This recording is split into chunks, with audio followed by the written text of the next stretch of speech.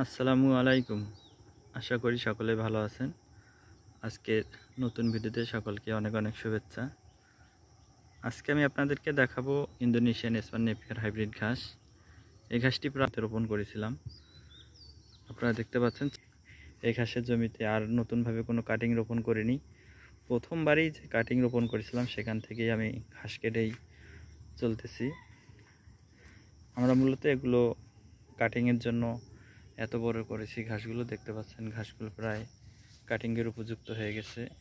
আমি যদি আপনাদেরকে কাছ থেকে দেখাই, দেখতে পাচ্ছেন ইন্দোনেশিয়ান স্মার্ট ঘাস চেনার উপায় হচ্ছে এর ঘাসের যে গিটগুলো থাকে খুব কাছাকাছি অবস্থান করে গিটগুলো। আর এই ঘাসের পাতাগুলো দেখতে অনেক সুন্দর।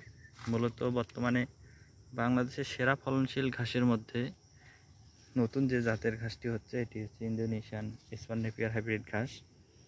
এখনও যারা অন্যান্য ঘাস চাষ করেন ইন্দোনেশিয়ান এসপান নেপিয়ার হাইব্রিড ঘাস চাষ করেননি, আমি বলবো তারা আপনারাই ইন্দোনেশিয়ান যে উচ্চ ফলনশীল এসপান নেপিয়ার এই ঘাসটি চাষ করতে পারেন।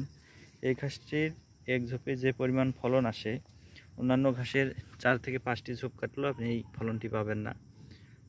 আমি আপনাদেরকে কাছ থেকে দেখাচ্ছি। দেখতে পাচ্ছেন একটি ঝোপে কি পরিমাণ ঘাস হয়েছিল, প্রায় 100-100টিরও বেশি ঘাস হয়েছিল এই ঝোপটি। আমরা এখান থেকে মাত্র কয়েকটি ঝোপ কেটে কাটিং তৈরি করে খামারিদেরকে পাঠিয়ে দিয়েছি।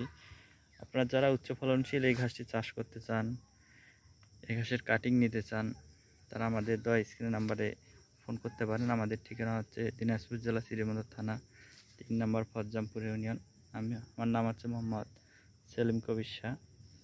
আপনারা চাইলে আপনারা এই ঘাস চাষ সম্পর্কে ফোনে বিস্তারিত তথ্য জানতে পারেন, অথবা আমাদের ইউটিউব চ্যানেলে এই ঘাস চাষ সম্পর্কে বিস্তারিত তথ্য দেওয়া আছে, সেগুলো দেখে নিতে পারেন। ধন্যবাদ।